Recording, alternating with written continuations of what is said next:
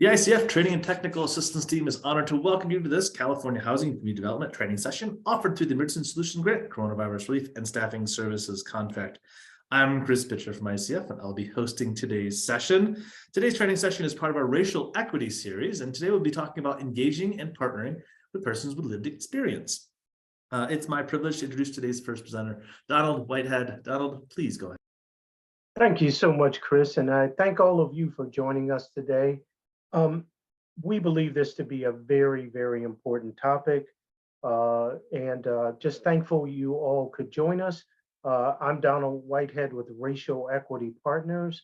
Racial Equity Partners is a group of consultants that are subject matter experts on racial equity.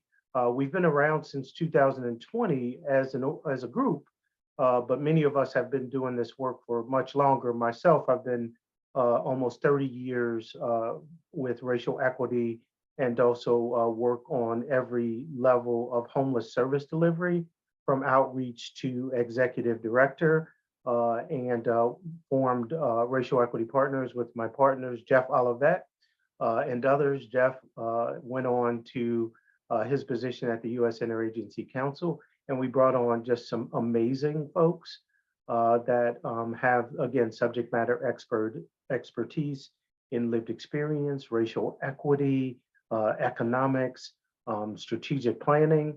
And so we offer all of those services through REP. We partnered last year with ICF to bring this series to you. And today I have one of my favorite co-presenters, Rashima Melson. And Rashima, could you introduce yourself?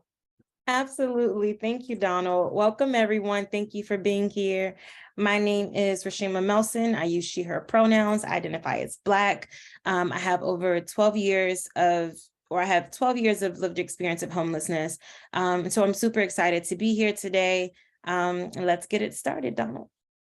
Well, thank you. And today's session is engaging and partnering with people with lived experience.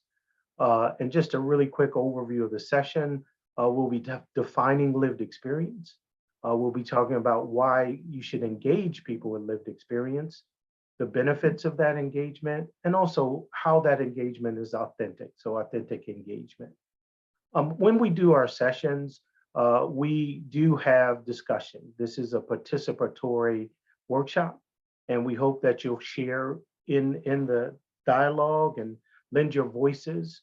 So we're asking that you abide by these 4 guidelines as we go through our workshop today. And the guidelines are, please, okay, sorry, that's what we want to do. Okay, expect and experience discomfort. There may be some uncomfortable conversation as we talk through these subjects.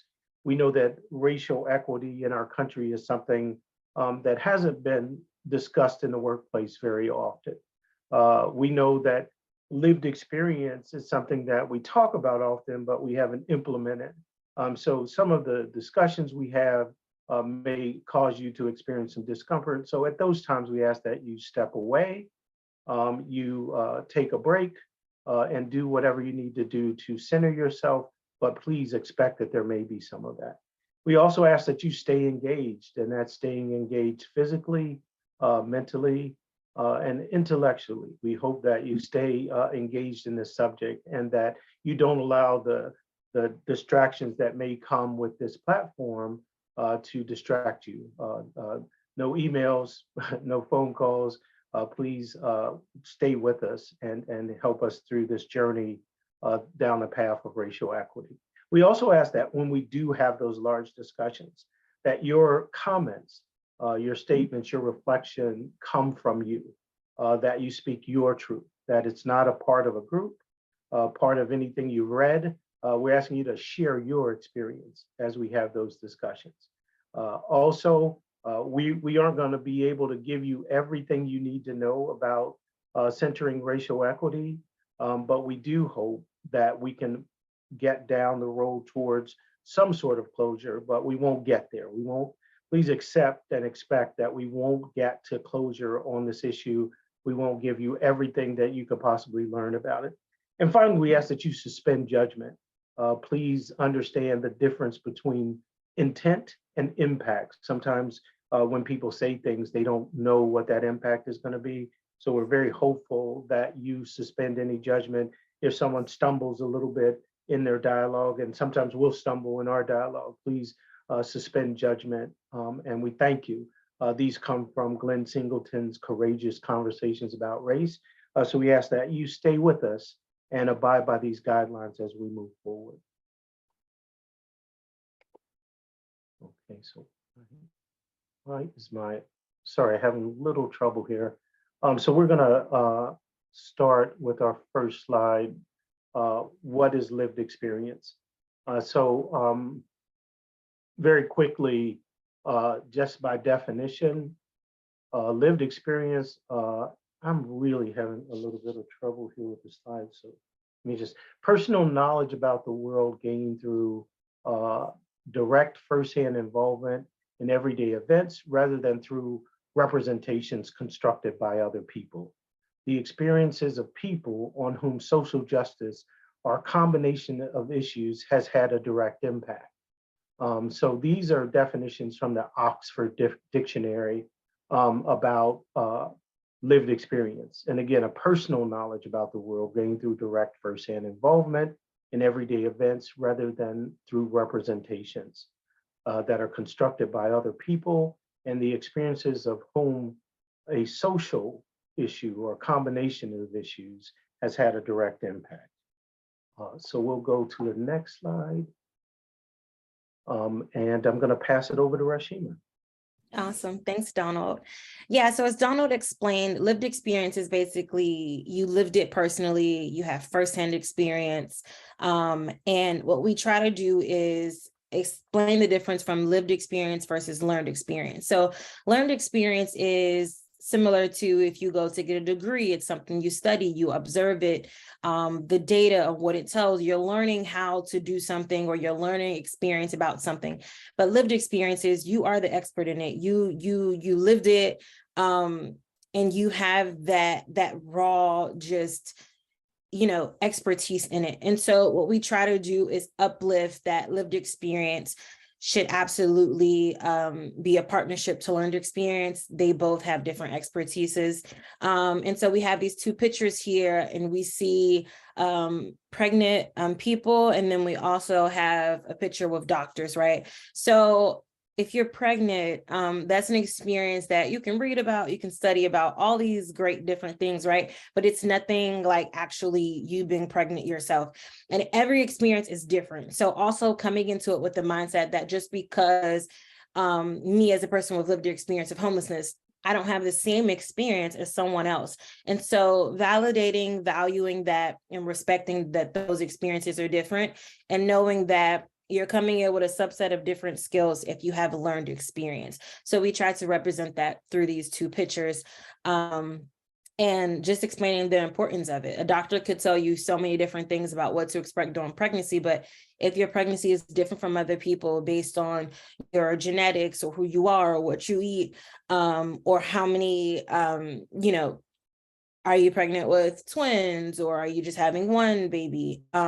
It makes a difference. And so we try to highlight that between lived experience and learned experience. And within the sector that we're in, which is homelessness, it makes a difference for people coming in, because the people experiencing homelessness or who have experienced homelessness, we are the data, right? So instead of the people who have learned experience studying and looking at the trends and looking at what could we do better, bringing lived experience people to the table, who have that knowledge of, well, this is actually how it works. And this is, you get beyond that qualitative and quantitative data, you get the insights in between that explain it and connect the two. And so it's really, really beneficial for helping to implement equity within your system. Next slide, Donald.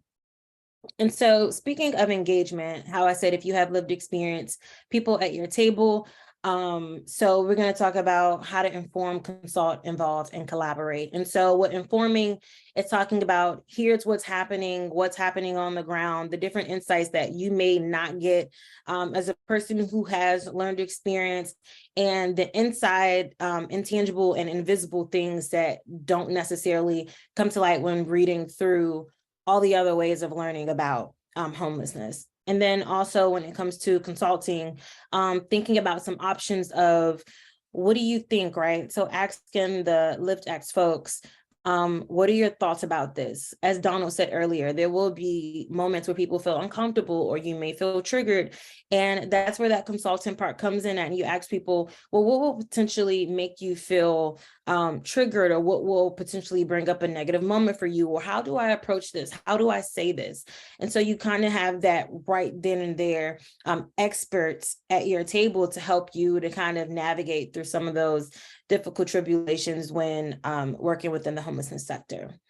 And then also for Evolve, kind of figuring out how do we elevate from here? What are some barriers or some setbacks or things that are standing in the way, or improvement areas that we could really work on, and different ideas to help us to be better at what we already do. And I think the best thing is always kind of stepping out of your own wisdom and what you know, and being open and having like active listening ears to what could be better. So having people with lived experience at the table really helps to do that. And then the best part is collaboration. We always talk about partnership. You'll hear me say that word a lot, because partnership is really crucial. You are not giving a person with lived experience a seat at the table. Technically, it is their table. They're the experts in their own experience. And so other folks are coming to the table to actually try to help. So we talk a lot about partnership and collaborating and giving people the actual tools to be able to make decisions and implementing those decisions, and really listening, and not just having them there as a pawn or in a tokenistic way. We want to really make sure that we're partnering within everything that we do. So it's all about how can we work together to not only solve this problem, but once the problem has been eliminated or whatever the barrier was alleviated, how can we, in a sense, move forward just in a better light, and helping people to actually reduce homelessness. And I'll pass it back to Donald. Thank you, Rashima. And really, the other really important part about this slide is that before you engage in bringing people on with lived experience, and sometimes people do it for different reasons. Sometimes it's a grant requirement. Sometimes they just want to be able to be impressive to funders. And there are other reasons. Sometimes it's performative. The most important thing you have to do is ask yourself this question: to what end? Why am I bringing people aboard with lived experience? And so here are some of the things that you might want to keep in mind as you bring people with lived experience into your space. Rashima talked a lot about the benefit of expanded perspective and a diversity of ideas. So sometimes we can have the best ideas known to man, but they don't have the impact. So that, again, intent versus impact. So we may design a program that we believe has a lot of benefits for the population, but it may not work. So we need to know that it's not working. And it may not be a resource issue. It may be the way we've designed the program. Sometimes we forget things like transportation or daycare or the time we have our meetings. So those are things that we can get our perspective expanded on when we look at things. And also when we're looking at it from a racial equity standpoint, we need to bring all people to the table, because there are very different issues affecting marginalized groups in this country. So you may have an issue that has some religious barriers to it that you can only get from people who are in that religion, or there may be some issues that come from a person's culture, and it is so important to get all of those parts of a perspective in the equation when you're doing this work. So for funding requirements, of course, even this year in the continuum of care, you see more and more emphasis on bringing in people with lived experience. So it benefits you to have people that are actively and genuinely engaged when it comes to those funding requirements. Rashima also talked about firsthand experience with an issue. There are some unique challenges that you don't often get in studies, places that are blind spots, and people with lived experience can help you to figure out where those blind spots exist. There's also the direct knowledge of the system, and it again goes back to that perspective, and there may be places in our system, and one really big one that we talk about often is the coordinated entry system. So when you want to change your system to make it racially equitable, you have to look at every piece of your system. So you have to think about, are my outreach workers going to the places where they can have the most impact? Are they trained? Are they trained? Or do they have bilingual expertise and skills to be able to address people from different perspectives? Can they go into a neighborhood that may not be safe and be safe themselves? So a lot of that we get from direct knowledge of the system. And again, I talked about helping to address and prevent some of those blind spots. Just because we see a neighborhood on a map, we may not have a real understanding of how the environment that we're going into. And sometimes people with lived experience will share with us, no, you don't want to go into that neighborhood by yourself. You need 2 outreach workers. Or when you go to do a home visit, you want to do it at a certain time because there's a different kinds of things. I know in my permanent supportive housing experience, people shared with me, which probably is common knowledge to people, but when I was doing the work for the first time, they told me, don't schedule your home visits the first week of the month because people get benefits and they're not as easily accessible. And sometimes they're in activities that may be a little bit more challenging. It also points you to solutions that are places that there can be greater impact, like addressing some of the underlining structural issues, like providing legal assistance to people facing eviction, or providing ways for people to more quickly get their IDs and birth certificates. Those are things that we can interject into a system through interactions with people with lived experience. And again, going back to more culturally appropriate approaches, celebrating people's cultural experiences, holidays that we don't necessarily know about because we're not in that culture. All of those things are really important in working with people with lived experience. This is, okay, so we are gonna go to our discussion here, and we want everybody to be a part of it. This is actually gonna be a large group discussion because of the number of people that we have. So we have a couple of questions for you, and we hope that you'll turn on your camera and share these with us. So think about how you're currently working with people with lived experience and list a few examples.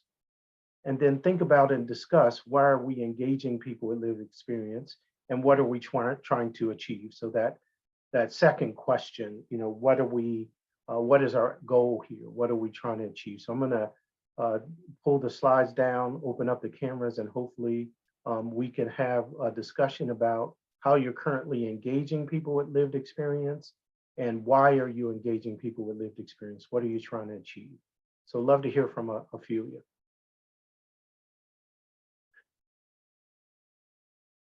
And I do apologize for the slides. For some reason, my keyboard is not assisting me today. And so I'm using the roller, and sometimes it moves a little faster than I was hoping to. But I'd love to hear anyone who's willing to share. Emily.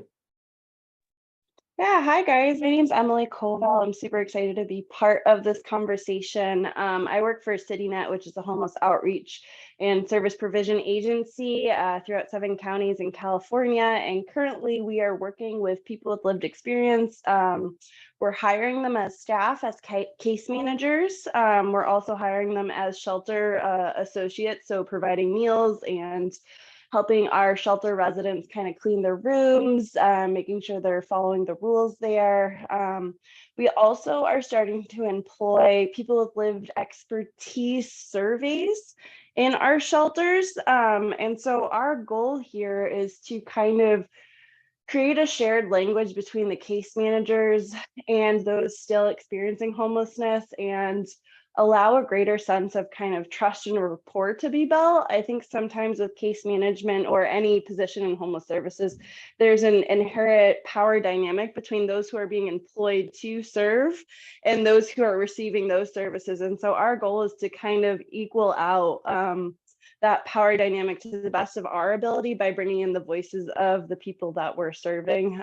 We're also finding people on the streets just have great ideas. I mean, we did a survey and outreach saying, you know, out of all the services provided, which ones are you currently accessing? And there was only 5 or 6 out of 25 listed that people really were taking advantage of. And then we had one huge encampment, and we asked them, you know, if it was a perfect world, you could wave your magic wand, what would you receive help on? And one man simply said, I need to get to the recycling center. And so we were able to increase his income and create a recycling transportation system for those. So we're helping the environment, we're helping our people, we're increasing their income, increasing their likelihood for housing.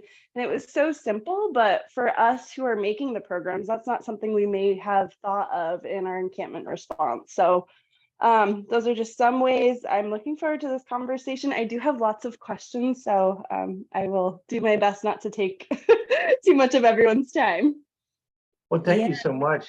That was amazing, all of what you shared. I'm sorry, Rashima, did I interrupt you? Oh, no, I was just gonna say the same thing you said, and thinking kind of like what resources do you have in place to support people with lived experience as you're incorporating them into all these different and beautiful positions. And I'm thinking about like trauma-informed care, I'm thinking about peer support and how to navigate different issues that may arise if they're not familiar with that. But those were absolutely some beautiful examples. So thank you for that, Emily. Okay, do we have others?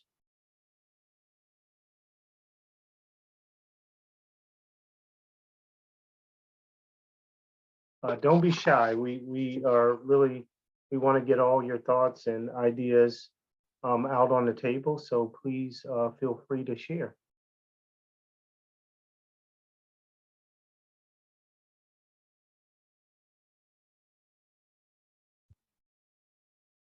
Okay. I suppose I'll jump in. Oh, thank you for jumping in. Well, good morning, everybody. My name is Andrew Akufo. I work as the Program Planning and Evaluation Analyst for the Sonoma County COC. So we've established we call it the Lived Experience and Advisory Planning Board. So that is a board made up of Sonoma County community members with lived experience of homelessness, which we had started as part of an initiative originally from Barhigh and their Racial Equity Action Lab. So we were able to get in touch with different folks who we knew were connected, from service providers to advocates, with different people with lived experience.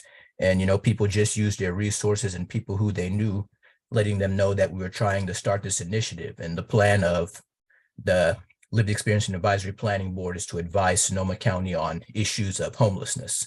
So not just our COC board, but any organization within Sonoma County which is looking to make a difference. This board meets every 2 weeks.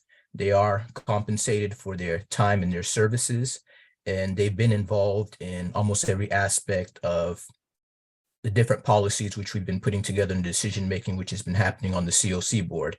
We have standing committees, which are groups which were formed from our COC board. So we have different standing committees which deal with, for example, funding and evaluation, with HMIS, with our coordinated entry system. And we have lived experience members which are on each of these standing committees. So they have a seat at the table where they're actually influencing the decision-making, the policies, before they even come before the COC board for finalization decision-making. So we've had this lived experience and advisory planning board going for a little over a year now. It's made up of 14 members. And, we're still looking for different ways to become more efficient. Our lived experience board was heavily involved in our strategic plan, our 5-year strategic plan, which was a monumental effort to put together and was approved not too long ago. Yay. So they're still involved because we do have an emergency shelter site, which we had just started because we had to clear off a trail, which was a heavily used cycling trail. And it involved us moving at extreme speed, and there was little time for planning and public engagement. But for the times that we were able to get public engagement, we've had a good number of staff which have been coming to our board meetings and looking for that feedback and solicitation. So almost every single meeting that we have folks who are coming in, and not just staff members, but also other consultants who are working with, say, the city of Santa Rosa and other folks. Like we even had ICF, which have come in and solicited feedback from our lived experience board. So I'm extremely excited just because I've been the key staff person working with this group and then seeing where it's came, but more excited to see where it's going to go. So at this point, we're hoping to expand the number of lived experience seats on our COC board, and hoping that our members will continue to participate in further workshops and trainings and standing committees. So that's my piece.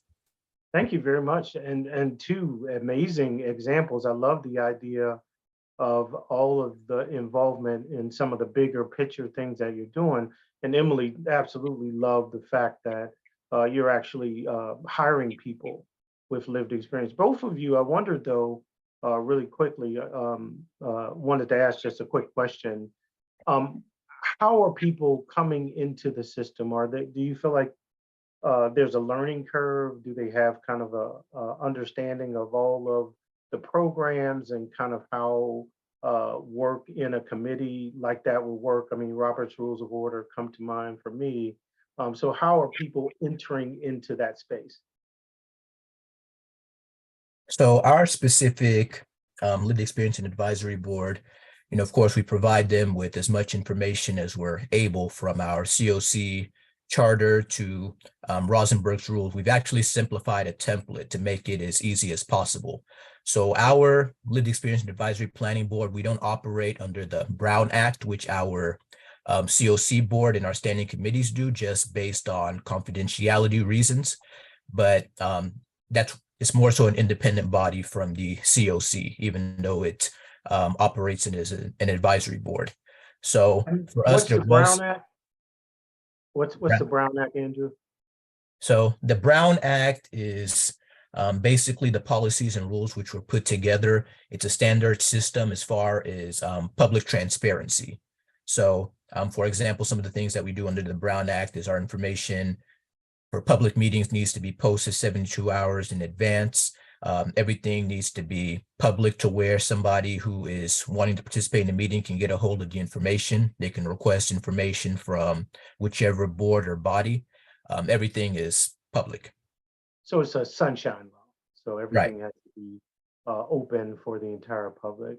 Correct. Emily, did you want to respond to that at all? And if anybody else wants to share, we'd be happy to hear from you. Emily, you want to go ahead? Yeah, sure.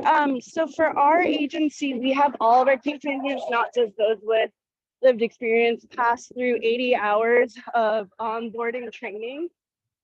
We try not to discriminate those who have lived experience from those who don't in that training process. One thing that we're looking to get more clarity on is if we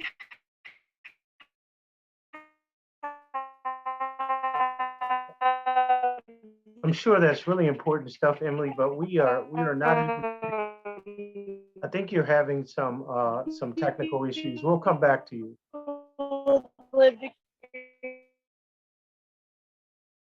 Okay, so Emily, we'll come back to you because you're having some feedback issues. Coming on board. It's interesting because Emily, So if anyone else wants to share, receive services from our own agency. Hey, are you guys able to hear me now? yeah, we could hear you a little bit. It's amazing. We could hear you even when we muted you. So Oh. Should I try to log out and log back in maybe? we can hear you clearly now. So if you want to just touch on Okay. whatever you shared, we'll try it. Sure. Technology. Okay. I'm not gonna move. I'm actually helping some outreach right now, so I'm just observing out in the field. So the wind may be blowing, but anyway, yeah. So all of our case managers have to pass 80 hours of onboarding training. We don't distinguish those from lived experience. Okay. Okay, Emily, we're Those gonna without, go and ahead that we're finding is that. Emily, we're going to go ahead and move on because we're still having those problems again. If others want to share, please feel free to do so in the chat. We're going to jump back into the training. I think the next part, I think starts with me, and then we'll go to, although we need to. So let's,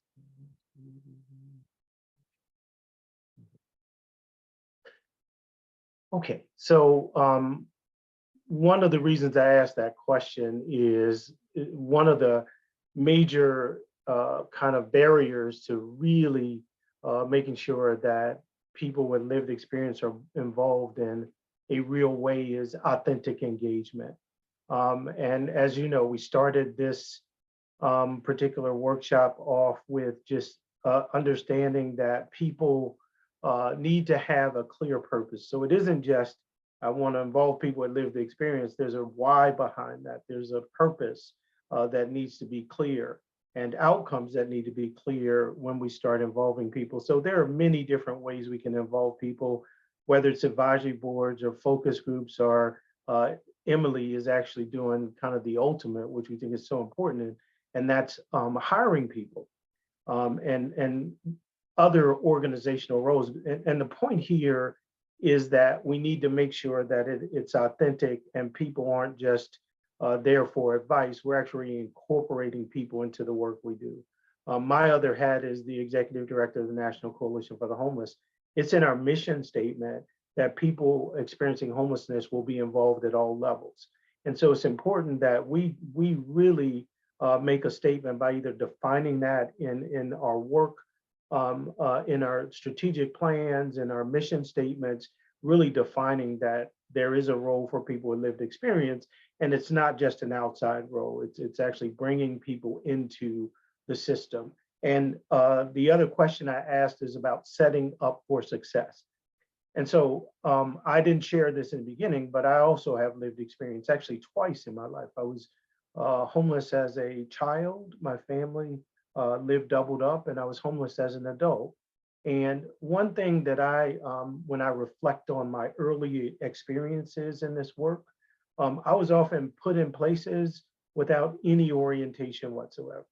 So because I had lived experience of homelessness and maybe I spoke in a way that people thought was I didn't want to use the word articulate, or I was able to express my thoughts.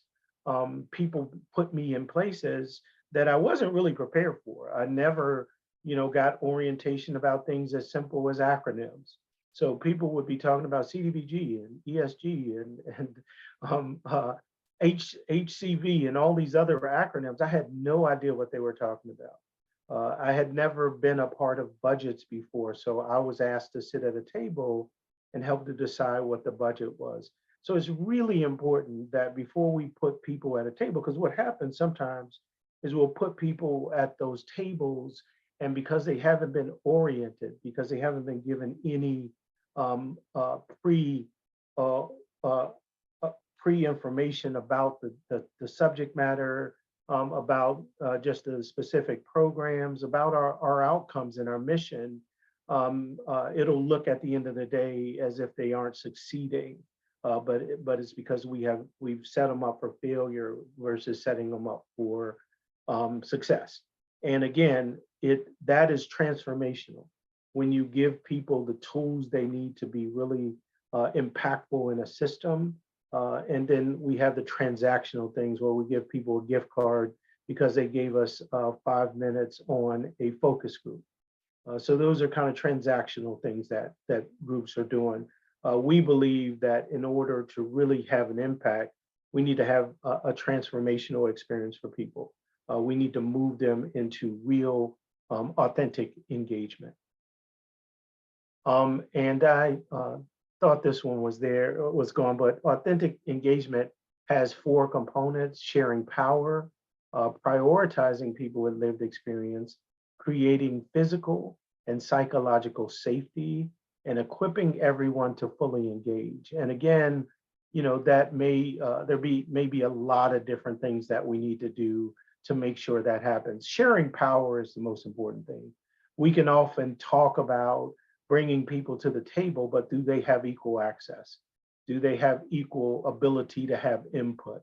And also making sure that they're a priority is really important.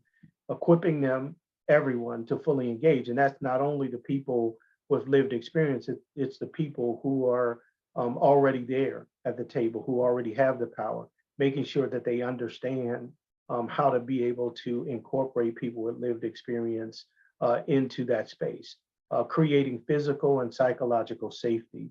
One thing that we know is that a big part of why people are homeless, is trauma. And so we need to have the tools available when we re-engage that trauma, when people are either moved in a way or triggered in a way that kind of reintroduces that trauma. We need to have a landing place for them, or we need to have people or a system in place where people can take a break from whatever they're talking about, and be able to be safe. So I'm going to stop there and give it to Rashim. Oh, awesome. Yeah, I wanted to say a few words about what you were saying within authentic engagement. So you hit on the nail with everything, and especially regarding authentic engagement and setting folks up who have lived experience for success. What we try to do is help people to understand and recognize their value.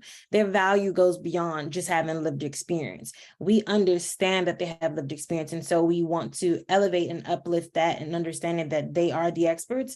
But also when we bring people in, right? So it's not just you're going to be in a position that's all about this, but seeing what other skills or other beautiful assets that they have to bring to the table. And so we did a group called the LiftX Affinity Team. And what we did was we helped people to work on their speaking engagement skills. We help people to kind of, as Donald talked about, that language, because language is a huge thing. And so we're going to get into that tool of how to help people with language, but how to learn the acronyms. What does this mean? Breaking those things down, taking that time. And so when Emily was talking about the case managers going through 80 hours of onboarding, that is really crucial to not only have your staff go through onboarding, but also have people with lived experience to go through onboarding. Even within the coordinated entry system, as I was experiencing homelessness, I never called it like, oh, I gotta go through, do this assessment, and then I have to go to prioritization, right? It was never that. It was actually, I'm looking for a shelter to live in. And with me being a teen, or when I was in the young adult phase of where do I go, we don't use that language. And so there's 2 different languages being used, and we want to make sure that we're helping people to understand and bridge those things together and closing that gap. Also regarding this, so we're going to talk about a few different tools that we could potentially use for creating the space that Donald just kind of laid out. And so one is timing and training. We, as people with lived experience, operate on non-traditional times. Donald mentioned earlier the different resources and tools, or the different resources that you all should have in place regarding like transportation. Also, you never know if a person is coming to your office, or if they have come to work, if you've hired a person with lived experience. We don't know what people's bills are, right? We don't know too much of their life of of their outside life itself, of what they bring into the office. So be mindful that someone may have not eaten today, and to offer a lunch or food or snacks or have those different things out. Those are different ways to also build relationship with people who have lived experience, to let them know that you're thinking about them, that you're caring, whether or not they accept it. Sometimes it takes multiple times over and over with asking, but being sure to think of non-traditional ways of being able to build that relationship with them. So operating outside of the 9 to 5, maybe they have kids and they can't make it to the meetings that are set. How will you operate outside those hours? Is it in the evenings? Is it on the weekends? Maybe everyone can't do the virtual Zoom or meetings situation because they don't have accessibility to technology. So what things do you put in place for them to be able to still engage without that being a barrier? Also, when talking about the training methods, we talked a little bit about helping people with their skills, but training them in a way that they understand the work that they're doing, and they're not just looking at it as, I'm here for this one reason, and putting their value in that one thing. So different training opportunities that can be fun for them to be able to learn and dive deeper into the work that we do. Also language. So we talked a lot about a little bit about the language. So I love to talk about plain language, which is so important, right? Instead of me saying all these huge words, I'm going to just say words that I feel like that everyone can understand, because the language you use, it represents whether you're being exclusive or inclusive. And so we want to make sure that we're creating an inclusive space for everybody to be able to not just be at the table, but to understand why they're at the table, to really engage while they're at the table. It's no point of us using all these words to keep certain people out. Also, I always talk about the dialect versus dialogue. And the dialect is the way that we say different words. So culturally, I may say, if a food is really, really delicious, I may say, oh, that's fire, or this is torch, or different things, because that's culturally the language I'm used. I'm saying the food is really delicious. Someone else may say it in a different way. So we have to be really mindful when interacting with people with lived experience of, like Donald said earlier, being culturally appropriate of what kind of dialect are we using when conversing with them. Also, the dialogue is so important, which is regarding the tone and how the conversation flows, right? Are we using condescending tones? Are we stepping in with our titles that we wear at work? Or are we stepping in as human beings and just saying, hey, I'm having a conversation, you know, I'm happy that you're here. It's the genuineness and the compassion coming through when speaking with people, because people pick up that body language and all those things when talking. So language is super huge. Also, person-first centered language is something we're super huge on.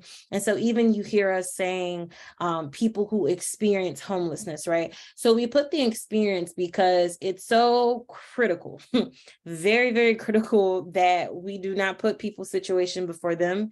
We understand that everyone is a human being, prior and before to how they identify what's their race. We are all human beings and we deserve that respect. And so slowly but surely, we're trying to incorporate within the system equitable language, and person-first centered language falls under that. And we want to make sure that we are not saying that people are homeless, that people are experiencing homelessness, and that not people are disabled, but that people are dealing with a disability, and making sure to bring respect back to them. It's all about integrity and respect when working with people, because we want to engage with people the same way we want them to engage with us. Also, we talked about educational and trauma-informed care. It's super critical that we have that in place somehow. It's also been really helpful if we have mental health services on staff, right? So an on-site therapist or psychologist has been really known to be super helpful, because Donald mentioned trauma is just, it's so critical. And while experiencing homelessness, that's not the only trauma that you're dealing with. You can potentially face a lot of other things that causes the trauma to just pile up. And personally, throughout my life, I've noticed you don't get the time to address the trauma and actually deal with it and process it, and heal from it in the way that you would like, because life doesn't stop for you, right? Life isn't fair. It's not just going to say, oh, you're having a tough time, I'm so sorry, let me pause and wait. No, so people have to continue to endure and continuously go through these things. And even if they felt like they've reached a place where they're okay, right? It's something that you could say, or something that they could smell, or something that they could see, that just in a flash brings that trauma back to the forefront of their mind. So we want to make sure that we're not just saying, hey, you did 1 hour of trauma-informed training for that year, everything's great, go out there and get them. We really want to make sure that we're dedicating enough time and resources to people to make sure that we are equipped to work with people who have lived experience, because as you all know, it's one of the most vulnerable populations, not just in the country, but in the world. And so really big emphasis on that trauma-informed care, trauma-informed training. Also, another tool that is super helpful is the consensus method. So when we are voting or deciding on different things, we are trying to rule out majority vote, because majority vote is in some ways exclusive, and it's not equitable, because it says, well, your opinion or what you want doesn't matter because the majority of us want to go with this, so that's what we're going to go with.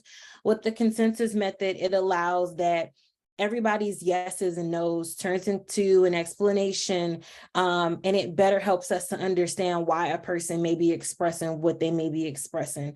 And it helps us to come to a kind of a combined decision where everyone feels comfortable with the decision moving forward. And that way you can be equitable and inclusive, and bringing everybody really into the loop of saying, well, you said no to this and everybody else said yes. Could we hear a little bit about maybe why you said no?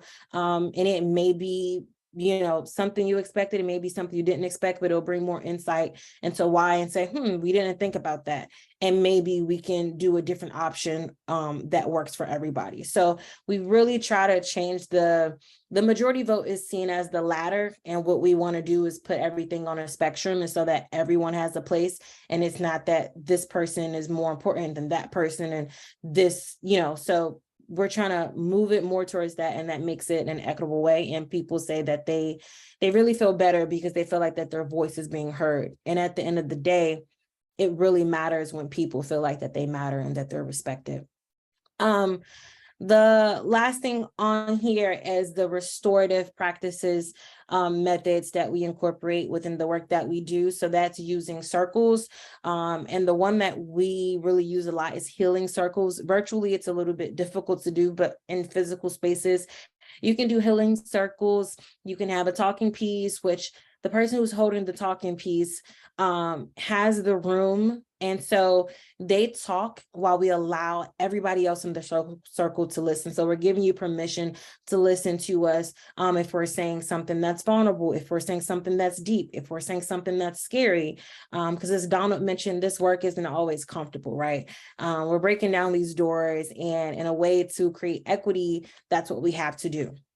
Also, another method of restorative practices is difficult conversations.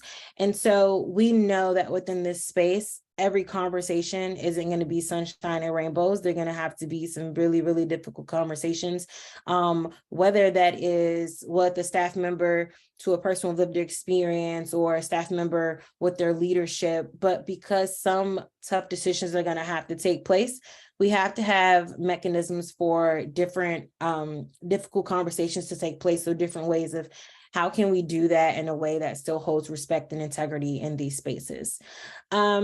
And then the last thing is the R value. And so that's relationship, respect, responsibility, repair, and reintegration. And so we always want to make sure at the core of everything that we are treating people as human and giving everybody the respect they deserve. And these tools really help us to create that equitable space and implementing people with lived experience and having them to build a partnership.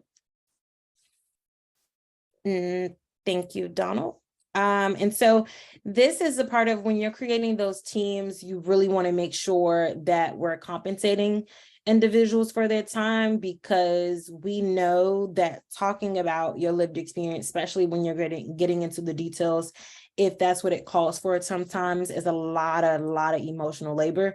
There's really no price that you can put on it, but we want to make sure that we're at least using our budget, or if we don't have a budget, getting a budget to make sure that we're compensating people for engaging in this work and going back through the motions of whatever it may cost, for talking about their lived experience, and using their expertise of their lived experience to really help us to build and navigate this work towards a more equitable space. And so we want to make sure that when compensating, we are cautious and aware of the impact on the benefits that they may have. Some people that have lived experience within your groups may, be receiving benefits. And so there's this $600 cap that if it reaches $600, then they have to do taxes and all these other things. And it's like, realistically, most people who probably experience homelessness are probably not doing taxes, or probably don't know how to correctly do taxes.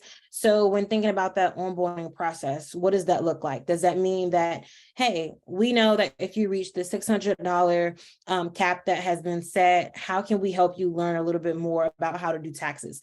Well, we have somebody in the room to say, just for your awareness, if you reach this, you have to do taxes, right? So helping people to be more aware of those things if you can't afford to actually have an educational course on that, of what to expect. And just being mindful of that everybody isn't as knowledgeable as you. And I think, like I said, kind of stepping out of yourself and looking in to see how would it be helpful for me to help people join in this team who have never done these things before. Also thinking about the way that you would pay your lived expertise individuals. So is that cash? Is that a gift card? Is that a stipend? Is that a check? Thinking about different accessibility issues that they may have. So maybe someone doesn't have a bank account. How would you pay them, right? Or maybe someone doesn't know how to work direct deposit and getting all that information. And I would say just take your time and try not to be frustrated with the process, or don't try to look for the quick fix. Look for something that really works for everybody and kind of ask. Don't just assume, so we do this and this. And if you only do a certain amount of options, try to look into other options that may work for everybody, because we really want to make sure that everybody gets compensation for the work that they're doing. And with that, I will pass it back to Donald. Just a couple more things on compensation. Really important you think about, the outcomes of the situation when people receive it, because even if they do have bank accounts, if that bank isn't the bank you write your check on, they'll be charged a fee. And sometimes, if you're providing people with a small stipend, it does really impact how much benefit they get from that. The other thing to think about is also the different levels of compensation. So everything it should have kind of a price attached to it based on the activity, is our belief. So for instance, when people provide TA for us, they get paid the same amount whether they have lived or learned experience, and whatever level they are within the organization. Now, if we're doing a focus group, that would not be at the same level we pay somebody to do TA. Or if people are attending meetings, or we also have groups that have speakers bureaus. All of those are different kinds of activities, which require a different level of their time. And so we do. It's not just a blanket approach. We believe you should make the activity should be related to how much you compensate people. But again, we do also believe that we should be looking at bringing people in a employment basis when possible.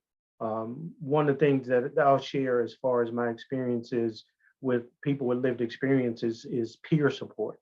So sometimes you don't have to bring them in as a case manager, you can bring them in as a peer supporter. I operated a program to house the 400 hardest to serve individuals in Orlando. And one of the most important elements to that was a really intensive peer support system.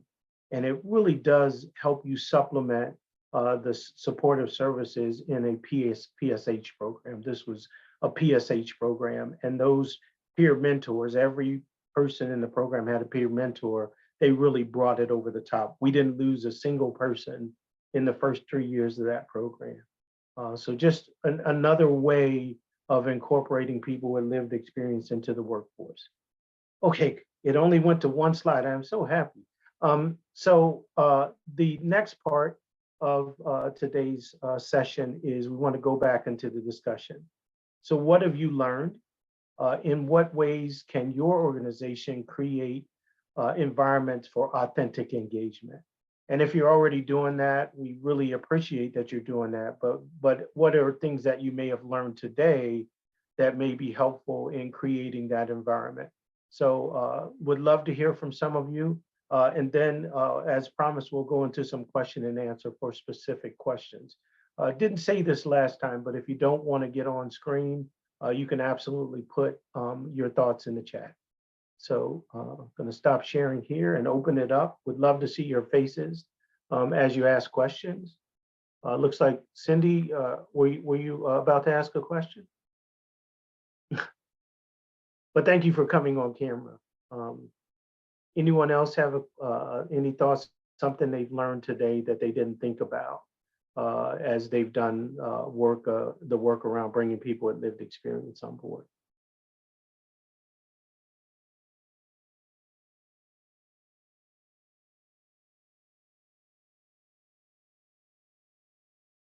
Please don't be shy. We want to hear from you. This will help us as we continue to do workshops around this work.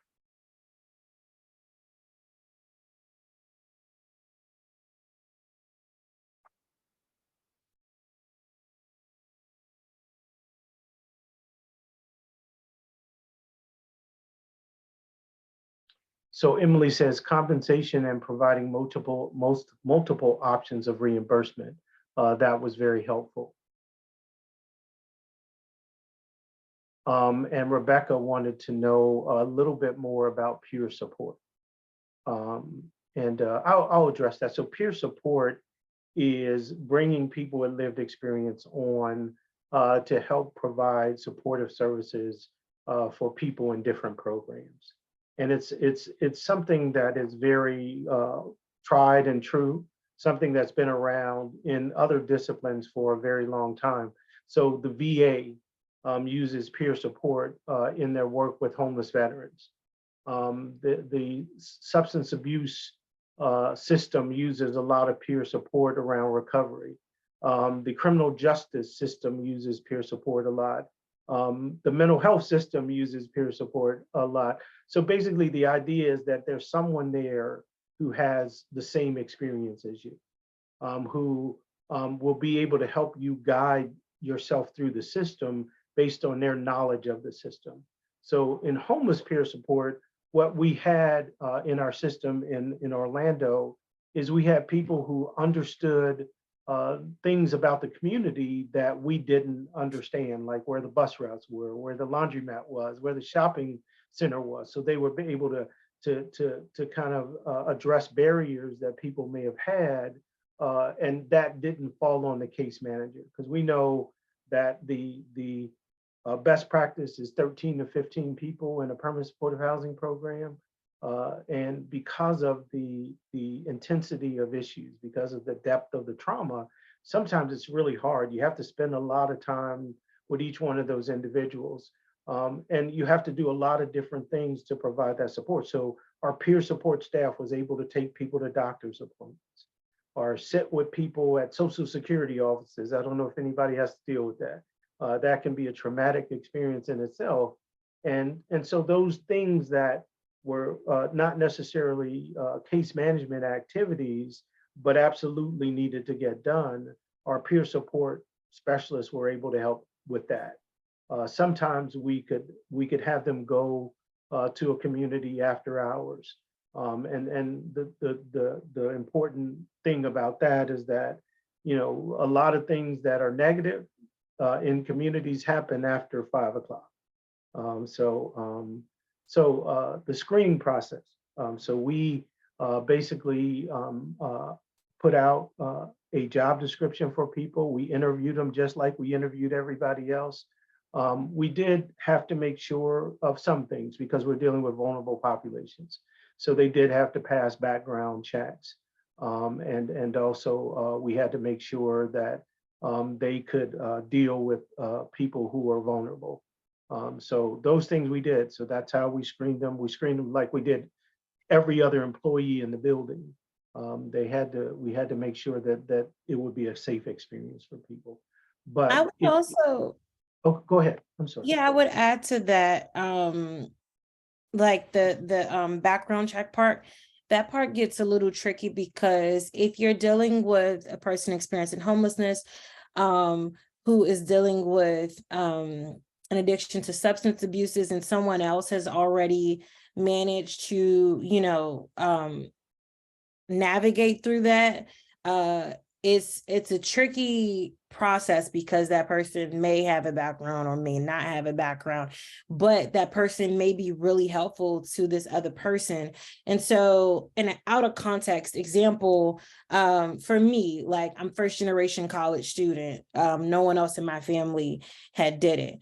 But when I see somebody else who grew up in the same environment that I did, growing up in poverty, a Black person navigating through all those different things, that encourages me that I can do it. And I feel comfortable going to them, asking them all these questions that I may not feel comfortable asking someone else who doesn't have a similar background to me. How did you do it? So when we say peer support, we're really talking about you relate, you can speak the same language, you're culturally competent, and you can really stick with this person. This person feels confident and comfortable to be vulnerable in those spaces to move forward with their progression.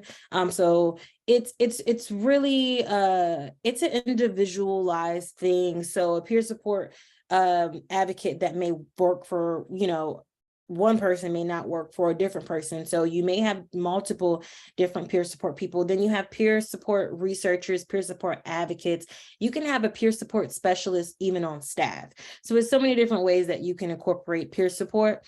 I'm also going to link in a product that was released on peer support that was released, I think, last year on peer support and how you can implement it. And so it's super helpful. But peer support is really, beneficial to me in so many different avenues. So I would definitely encourage you, if you haven't incorporated that in, to start incorporating that in the way that you do things. And Since really, we're on peer support, sorry, Donald, since we're on peer support, we have 2 extra questions. Thoughts about screening process and or specialized training for peer support folks? So if you could just weave that into your comments, Donald. well, I was addressing that comment when I was talking about making sure that you do the due diligence of background checks, which you would do with any other employee working with vulnerable populations. So we did the screening process. And Rashima made a very important point. The matching is really important.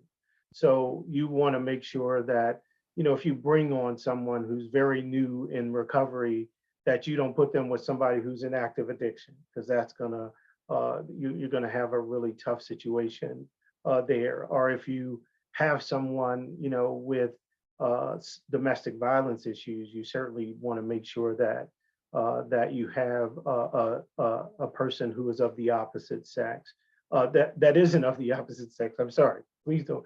That isn't of the opposite sex is what I was trying to say. So you want to make sure, because at times we know people are triggered by just even seeing someone of the opposite sex. So a lot of things to consider. You have to do a really good job of matching. You also have to intervene if there's problems. So if you see anything that may be a problematic issue arising, it's very important to interact on that issue as soon as possible. So if you see, you do have to do training, and so the 80 hours of training would be really good here, because you have to talk about things like boundaries and accepting gifts and all the other things you would talk about with the new case manager. Another place where peer support works really well is in outreach.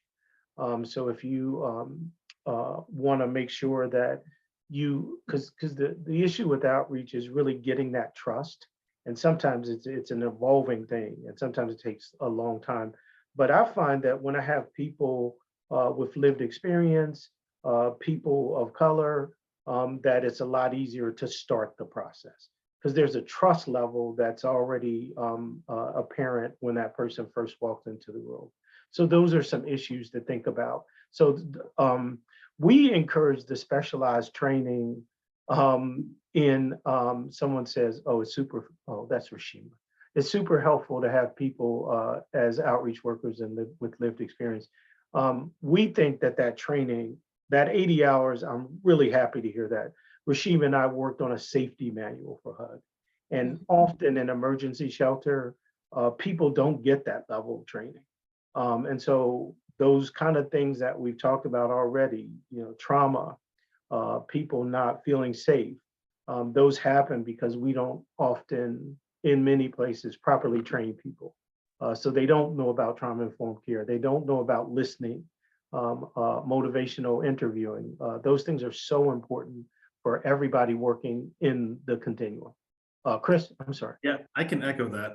I started working in an emergency shelter in Baltimore when I was 24. I had no idea what I was doing. it was bad. But we have 4 questions that were asked earlier that I want to bring back up because I think it's going to spark discussion. Most of it's around hiring for persons with lived experience. So I'm just going to do the first one, let you all go, and I'll just kind of keep weaving the next 3 in. So how much time should lapse if someone has received services and now you want to hire them? I think there's no hard rule here, but you probably have some experience to share with us on that particular question. So I have an opinion on this. I don't think there's a hard rule. I think it's a year. I think that you want to remove people from the experience with enough time under their belt to be stabilized themselves. I think the worst thing we can do is take a person who hasn't kind of gotten to that point of stability and then put them in connection with another person. I also think it takes at least a year for people in recovery for the fog to clear. I mean, the drugs are still in your system for 18 months. And so we need to give people a chance to be able to start to experience some stability before we put them back into the workforce. Now, I'm talking workforce here. I'm not talking about having somebody involved in a focus group or an advisory committee. Those are different things to me. I think advisory committee, you still want to give them some time. But the other end of that is you can't have people too far removed. So, one mistake I see is that the experience is everlasting sometimes. So a person may have experienced homelessness 40 years ago, but they're on an advisory committee and they're talking about experiences today, which they have no context in. So if I'm talking about, if I was homeless 40 years ago, I have no idea what the coordinated entry system is. I have no idea what a VI SPDAT is or permanent supportive housing, none of those things. But oftentimes I see people reaching out for those people because they're at a different stage in their lives. So for it really, again, the compensation matches the activity, and so does the experience level. So again, I think you need some distance for a worker who's in that environment. Chris just told you it's really tough going into an emergency shelter for the first time. And if you're bringing trauma into it, it's really going to be a really tough experience for you. But if you're talking on a focus group, we want that raw information that comes from the experience that may have happened 2 weeks ago. If I want to better my system, I have to have current interaction and feedback on the system. So those are my thoughts about it. Rashima, I'm sure you have some as well. Yeah, my thoughts are it depends on the role. It actually depends on the role that the person is serving. I think to Donald's point, if you're having that frontline position where you actually are interacting with clients, absolutely, and have those resources in places that if a person does need mental health services or if they need recovery services, whatever it is, if you really, really want this person to be a part of your staff, offer those positions and offer those resources so that they can be ready to step in those roles. But for some roles, I feel like it just depends. And right now we're creating so many different non-traditional roles. I know that when I first graduated college, I was still experiencing homelessness in college. So when I first graduated, I would pray, people are in different situations, right? My experience is different. But that nobody didn't wait and was like, oh, I want to wait, right? But what they did was they created a role for outreach and recruitment where I went back into the actual community that I experienced homelessness in, and I started to bring families back to the center to be able to get daycare services and job development resources and all these things, and to bridge that gap. And so it was a helpful and productive role for me, and it also helped me to be stable at the same time. So it really, really just depends on the role. But I do agree, if it's a frontline position and you're like going deep into the depth with people, definitely like think wisely about that and how to really help them to get to where you're trying to get them to be. Thanks, Rashima and Donald. The next one tickles my personal love of HMIS, and may not you, but I think you'll have opinions on this. How can we ensure privacy for new hires with lived experience whose information will most likely be found in the local homeless management information system, or HMIS? I've never really given a whole ton of thought to this, but I think it's very fascinating. So Donald, Rashima, who wants to take a crack at that? We should let Rashima go first on that one. I've never actually thought about this either. I keep thinking when I read this question about like after 6 months, the exit information and potentially like taking people's information out of the system. But at the same time, I think this is definitely, Donald and I are part of the HUD's People with Lived Experience and review team. So I think this is something that we can actually uplift on our end to how can we deal with something under that nature. And Donald must have a longer answer if you wanted me to go first. So I'm gonna throw it to Donald. No, I wanted you to go first because I've never had that question before. Okay, so we're gonna find a solution. But I think part of it is unique identifiers. So unique identifiers will help people in any situation, and usually in the HMIS system, unless that person has been in your system, you should not be able to get their unique information. You shouldn't be able to get their full information. So making sure that there are some barriers in place to keep people from getting outside information. Now, if the person's in your system, I don't think it's as much of an issue because you're going to know that anyway, right? So if I'm hiring somebody who went through my program, already know that person in my program, I've already had access to their information. Now, when they're coming from a different program, that's when it becomes hard. And so, making sure that unique identifiers are in place, because I know a lot of people are changing. HMIS is changing all the time. I mean, there's a new system coming on board that I'm working on called EVA, which you may have heard of or may not have. So it's changing all the time, but privacy is so important. Some people think the whole system has privacy deficits. So it's really important that one, I think it's also important for the program directors or managers in that case to really, be open and honest about the issue as well. Now, a person, so we're talking right now, both of us have been homeless. No one knows why we were homeless. So I think it's important that we set the table, letting people know that people have been through the experience, but not letting people know. Because when we do assessments in community, racial equity assessments, I've never seen less than 40% of the staff have underlying issues. So, it's important across the board, not just for that homeless person. And so I think it's really important to figure out how you do that in your system. There are ways that you can actually black out that person in a system as well, so that no one on your team has access.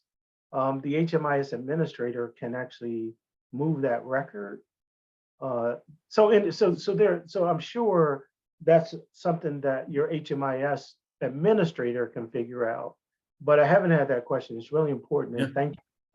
Yeah, and I think I'll answer it from an HMIS standpoint, which is what Donald was kind of alluding to. We have privacy and security rules. We have policy and procedures that say we should not be in client records for whom we're not serving. So if that client was a member of our service area and no longer is and is a staff, no one should be accessing that information. There's no reason for it.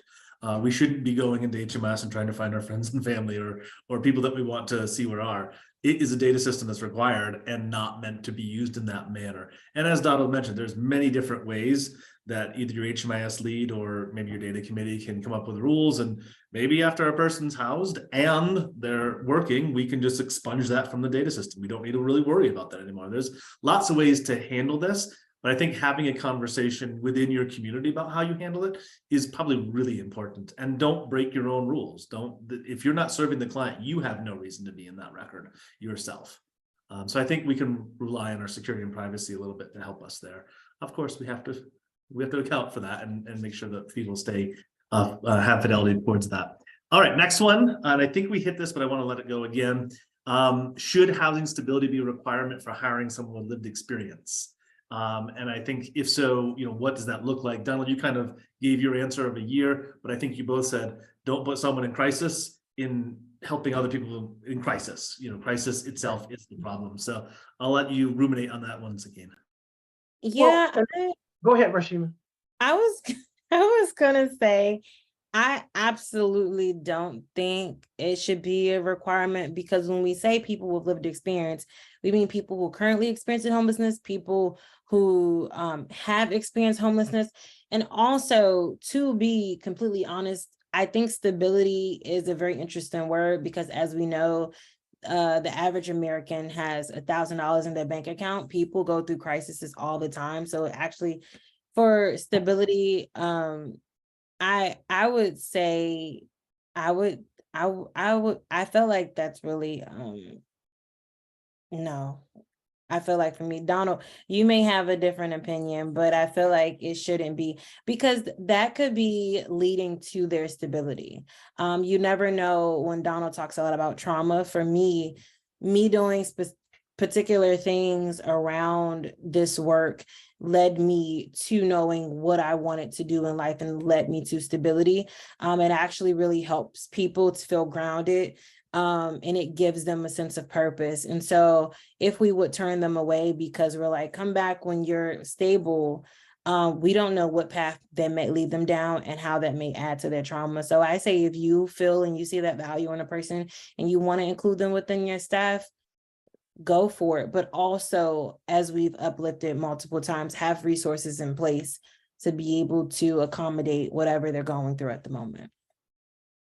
I think you're absolutely right, but I think kind of stability is a relative term, right? So what does that actually mean?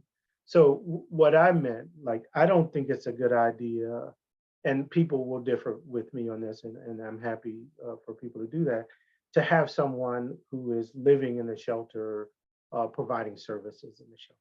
So to me, that's always been a red flag.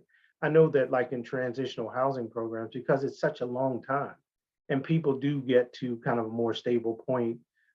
If you're in a program for 2 years, in the second year, you're probably at the point where you could, and so I don't mean that they have to have a permanent house, that they have to have some other full-time job, but unstable to me is somebody who is not, their medication is not managed properly, or they're in active addiction, or someone who is still currently at the shelter, who, so those kind of things are the things when I think of not being stable.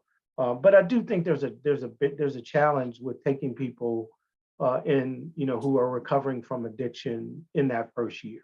Because even if you look at the text in those programs, it tells you not to get into relationships for a year, not to get into situations that could trigger a relapse. And so, what I hope for is people to have long-term success. And again, it really requires people to do their homework in the human resources process, to have, open, honest conversations with people about where they are in their lives. And you should be doing that with every employee. So again, I think it's really important that we don't set people up for failure. We talked about that before. So whatever we can do to keep people from reliving the trauma of homelessness, we have to do. And we don't want to be the reason that they relive that trauma is where I come from. Thanks, Donald and Rashima. This last one, I'm going to set up a little bit as well. Should there be specific trainings designated for persons with lived experience?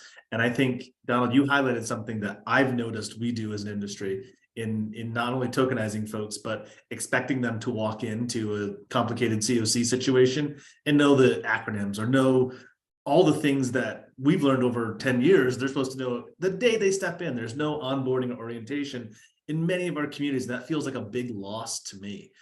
So wonder what you're thinking about as far as specific, trainings for those that we're going to engage from lived experience. Rashima, did you want to go first or did you want me? I can go.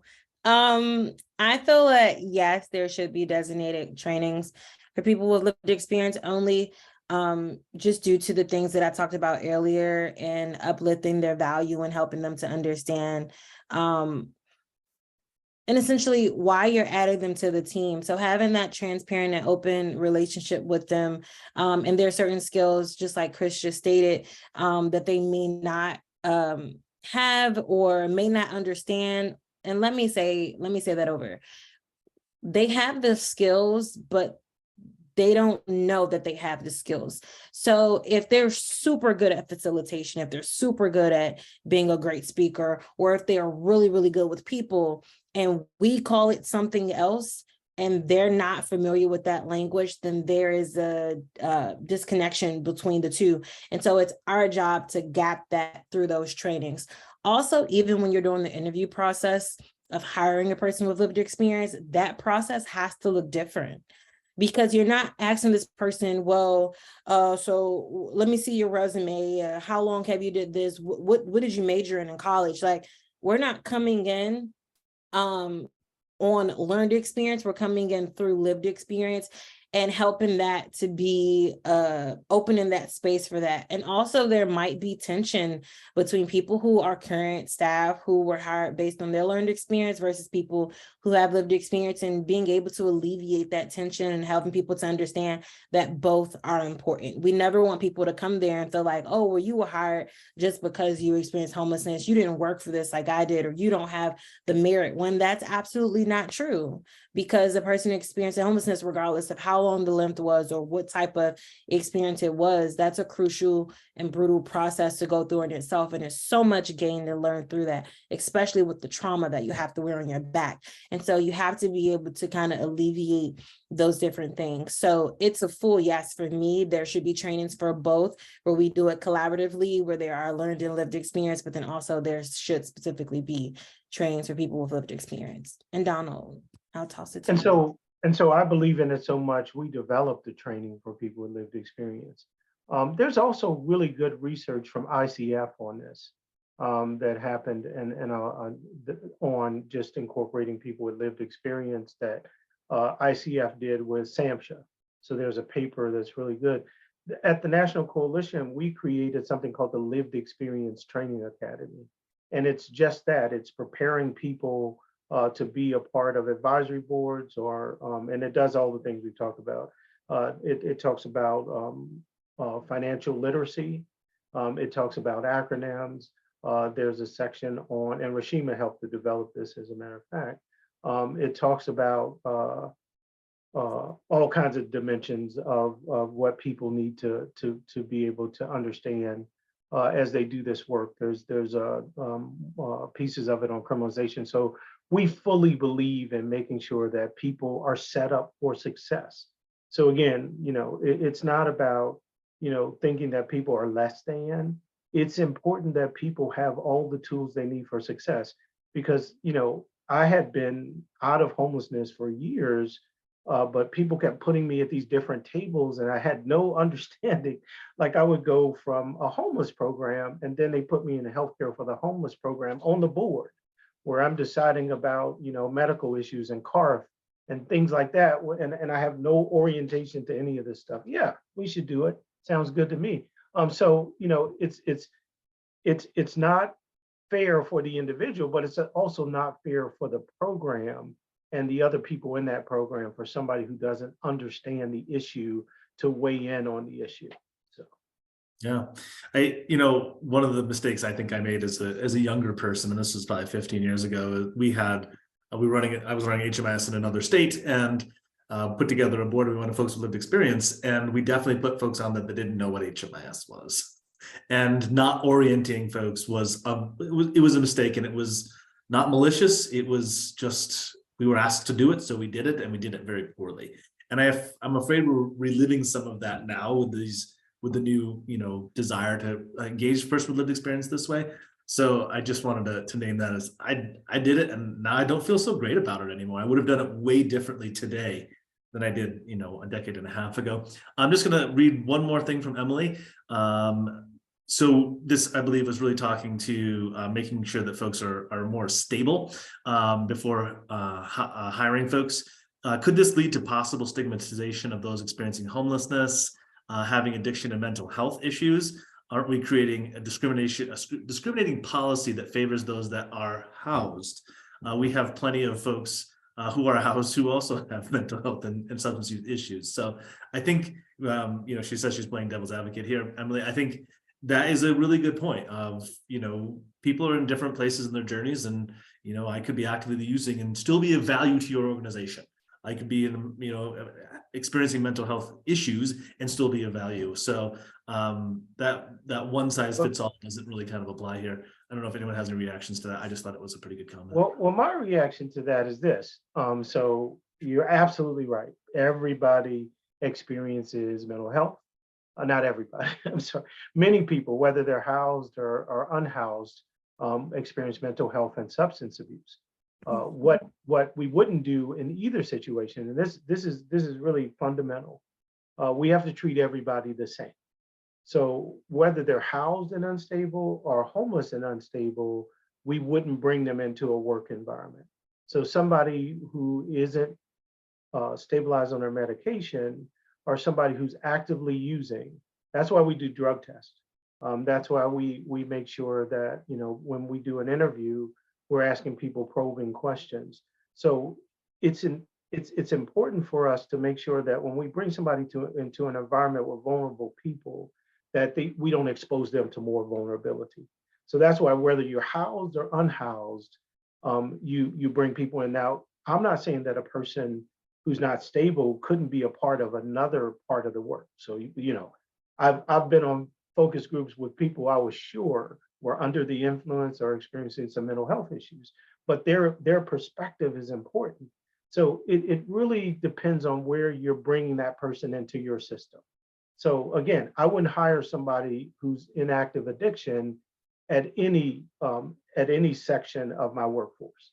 I wouldn't hire them as an outreach worker or anything else, because it's more important for me the overall safety of the greater number of people, and especially those that are vulnerable. I wouldn't want to have them subjected to somebody who wasn't vulnerable. So the role is important. I would, again, if I'm doing a focus group, I would love the perspective of somebody who has mental health issues so they can tell me how hard it is to navigate the system, or somebody with substance abuse who's going to tell me how hard it is to be able to get into a substance abuse treatment facility when none exist. So again, it depends on the role. We're talking about hiring somebody in a position at an organization where I have both a fiduciary responsibility and I have the responsibility of protecting my workforce from being in some sort of lawsuit situation. And sometimes it's just not, you're just not able to bring people into vulnerable populations because of those issues. So it's not stigmatizing, it's really making sure that everybody is playing by the same set of rules, if that makes sense. Thanks, Donald. Rashima, do you have anything to say about that?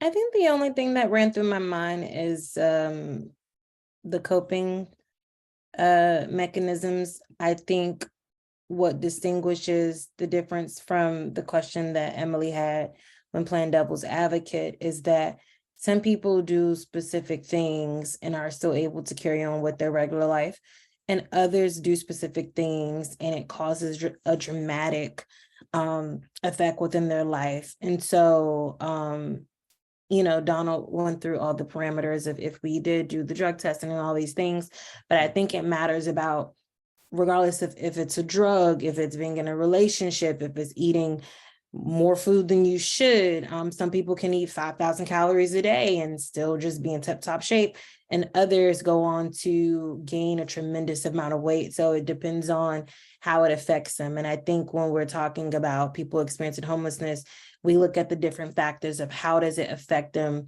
and does it in a way help to elevate them, or is it deteriorating to their circumstances? So I think it obviously do not hire a person if they are still in need of help, right? And they're telling you that they're in need of help, or you see that.